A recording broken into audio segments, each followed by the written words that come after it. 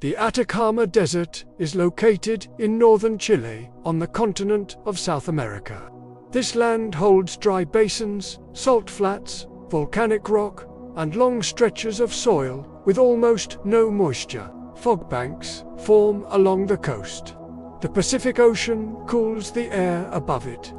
This dense marine layer moves inland over the dry land.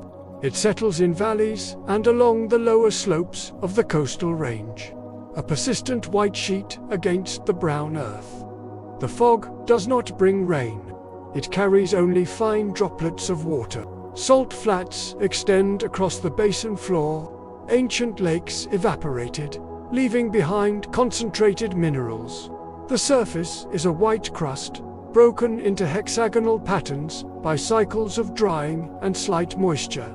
Below the surface, saline mud is trapped. Dry basins lie nearby, their floors made of cracked clay and fine, pale dust. The ground here is sterile and still. Layers of volcanic rock are visible in the cliffs. Dark bands of cooled lava alternate with lighter layers of ash and sediment.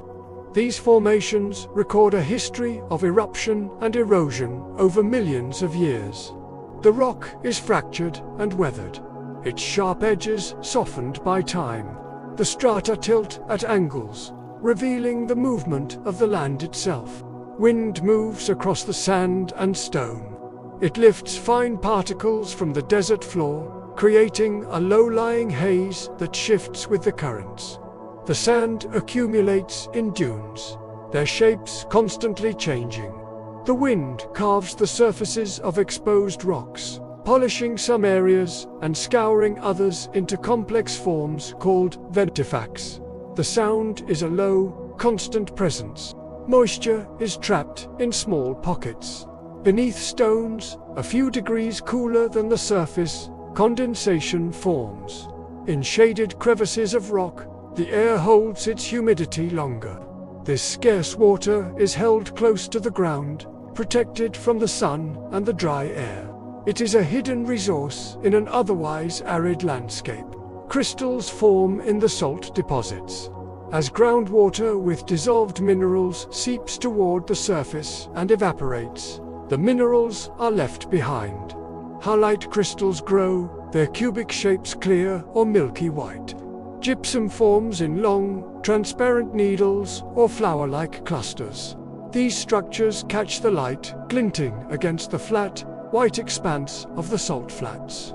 The night sky becomes visible. With no city lights and very low humidity, the atmosphere is exceptionally clear. The Milky Way appears as a dense band of stars across the darkness. Stars do not twinkle. They are steady points of light. Distant galaxies and nebulae can be seen without a telescope.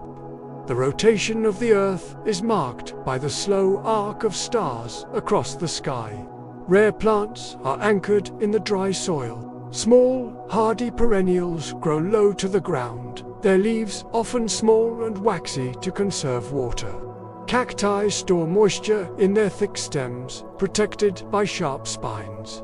These plants have deep root systems to find subterranean water, or shallow roots that spread wide to capture moisture from the fog. They remain dormant for long periods. Insects move near the moisture zones. Small beetles and other arthropods emerge from beneath rocks or from burrows in the soil. They are active in the cooler hours of the morning and evening. They feed on plant debris and on the microscopic organisms that grow where fog has settled. Their movements are small and precise, confined to areas where life is possible. Dust moves quietly across the rock. A light breeze lifts the finest sediment from the ground. It drifts in thin veils over the landscape, settling in hollows and against the base of cliffs. The movement is slow and continuous. Over time, this accumulation of dust builds new layers of soil, fine and pale. It is a slow, silent process of deposition. Cliffs and high plateaus are shaped by wind. The constant abrasion of windborne particles sculpts the rock. Softer layers erode more quickly, undercutting the harder rock above and creating overhangs. High plateaus stand isolated, their sides steep and eroded. The landscape is a record of the wind's persistent force. Geothermal fields release steam. In volcanic areas, groundwater is heated by magma deep below the surface. It rises through fissures in the rock, emerging as vents of hot steam and boiling water. Minerals dissolved in the water are deposited around the vents, creating colorful sinter terraces. The steam hangs in the cold, thin air. Seasonal fog collects on surfaces. During certain times of the year, the coastal fog, or kamankaka, is more frequent. It drifts inland and weights the surfaces of rocks, plants, and specialized nets designed to capture it.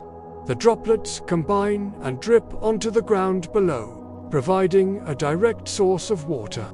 The ground darkens with this moisture before the sun rises and the heat returns.